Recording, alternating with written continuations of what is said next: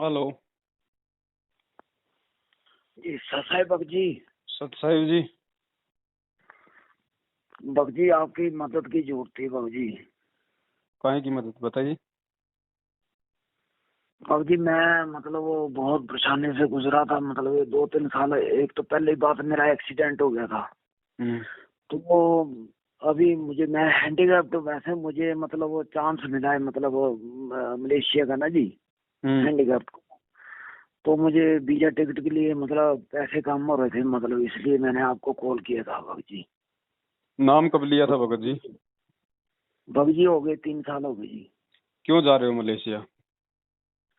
मगर जी computer operator का और पैकिंग की वैकेंसी आई थी, मैंने उसके लिए अप्लाई कर दिया है। तो दुनिया तो भगत जी विदेशों से हिंदुस्तान में आने की सोच रही है। भगवान तो यहाँ पे आया हुआ है, आप मलेशिया जाने की सोच रहे हो भगवान से दूर। क्या करोगे भगत जी?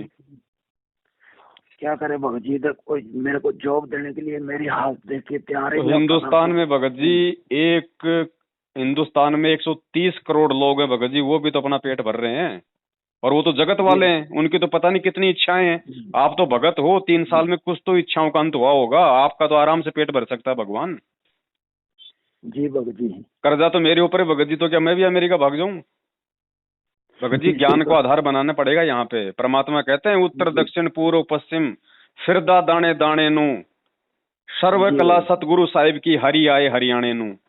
एक भगत ने आश्रम में गुरु जी से ऐसी प्रार्थना की थी अमेरिका जाने की।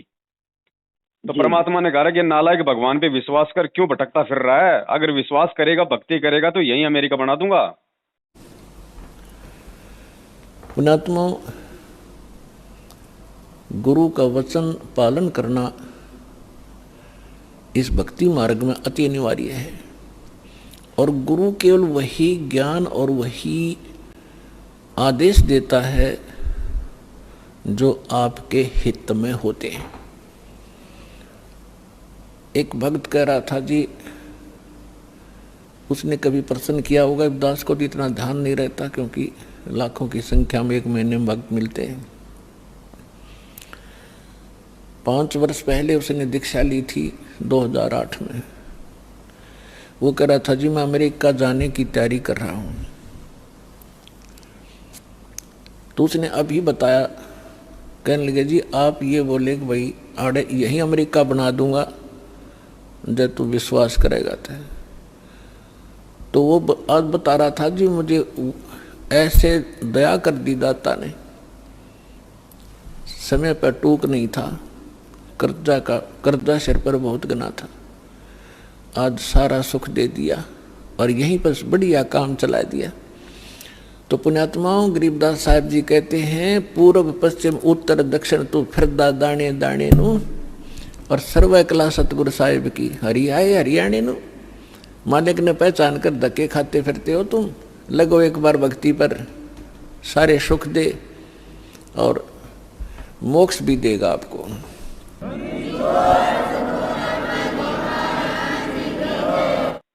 जी भगत जी। भगत जी ये विदेश जाने वाले प्लान छोड़ दो अब भगत जी, अब समय नहीं है, अब भक्ति का समय है। कल को ऐसी कोई भयंकर आपदा आ जाएगी। अभी जैसे कोरोना आया था, इस कोरोना काल में जो विदेशों में गए हुए थे ना, वो सब कुछ छोड़ छाड़ जी के यहाँ आने के लिए रो रहे थे। जी भगत जी। और आए ना फिर अपना बीच में काम छोड़ के। और जी आने वाला जी समय तो भगत और कितना भयंकर है भगत जी, ना जाने क्या क्या आपदाएं आएंगी, क्या क्या प्राकृतिक जो है प्रकोप होंगे, कैसी कैसी महामारियां आएंगी, वैश्विक युद्ध होगा। तो वहीं फंसे रह जाओगे फिर, इधर फिर आपके बच्चे रोएंगे, उधर फिर आप मतलब रोते रहना। जी भगत जी। अब भगत जी भगवान आया हुआ है, इतना ज्ञान दे दिया, इतना समझा दिया भगत जी, फिर कब समझेंगे हम? आज भी हम मलेशिया कनाडा अमेरिका जाने की सोच रहे हैं। क्या करोगे भगत जी? यहाँ से 1.5 गुना मिल जाएगा, इससे ज्यादा क्या मिलता है वहां पे? भगत जी जी परमात्मा ने भजन दिया है तो भोजन की व्यवस्था वो खुद करेगा, हम क्यों रोए उसके लिए? अपना जो कर्म है वो करो ना भगत जी, छोटा मोटा जो भी परमात्मा ने आपको दिया, जिस भी आप योग्य हो। जी भगत जी। भगत जी इन चीजों को समझो भगत जी, परमात्मा इसीलिए तो हमारे से दुखी होते हैं कि इतना समझाने के बाद भी आज भी ये मेरे से दूर ही भग रहा है।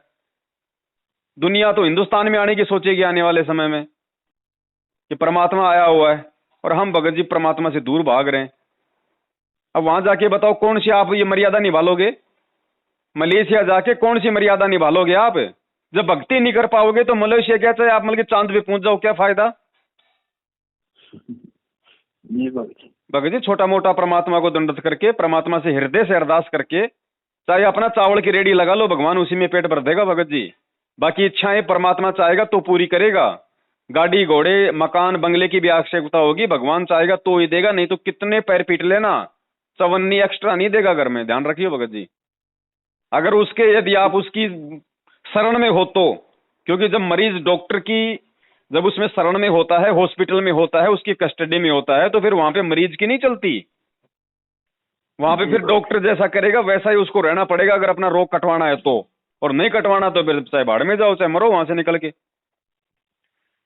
तो हम भगत जी हम इस परमात्मा के हॉस्पिटल में हैं भगत जी। अब हमारा ऑपरेशन जारी है, वो ऑपरेशन को बीच में छोड़ के आप मलेशिया भागोगे, क्या ले आओगे वहां से?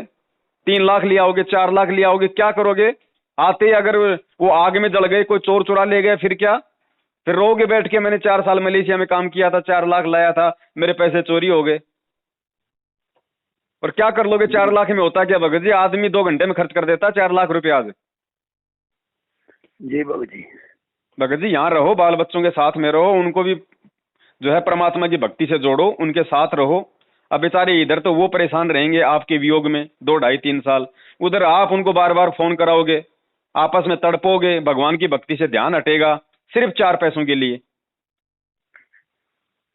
भगत जी हमारे बाप दादा परदादा कौन सा नागालैंड जाके पेट भर रहे थे, और आज कौन से परमात्मा के सारे भगत विदेश जाके पेट भर रहे हैं, और हिंदुस्तान की जनसंख्या कौन सी सारी मतलब मलेशिया में पड़ी है। दे रहा है ना भगवान, वो हाथी है।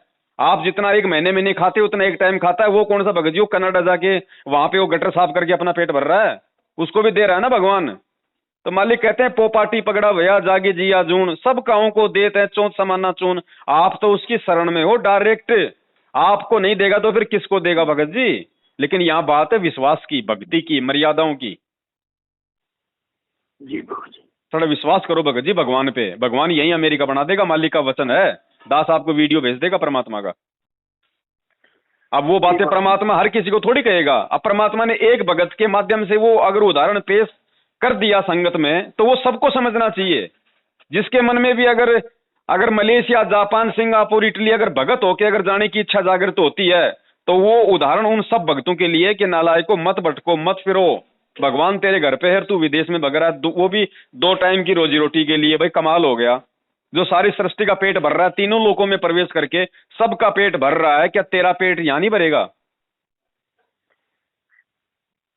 भगत जी कैंसिल कर दो वीजा टिकट बड़े भाई, ये भक्तों के काम की नहीं है, भक्तों के काम की सिर्फ आप भक्ति है।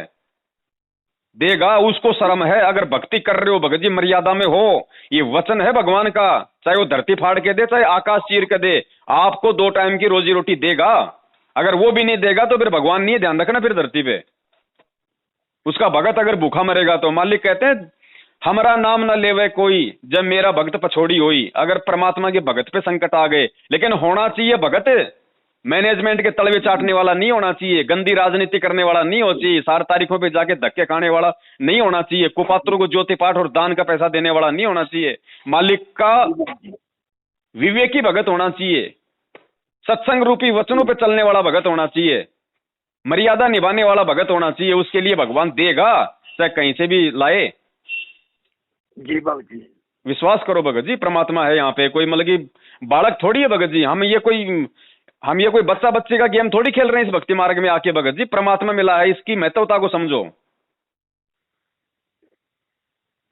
आज आप गए मलेशिया, 4 दिन बाद में कोरोना की तीसरी लहर आ गई, और फिर अगर 4 महीने के लिए पूरे विश्व को अगर बंद कर दिया तो वहां पे भूखे मरोगे भगत जी, कोई खाने को दाना नहीं देगा। जी भगत जी।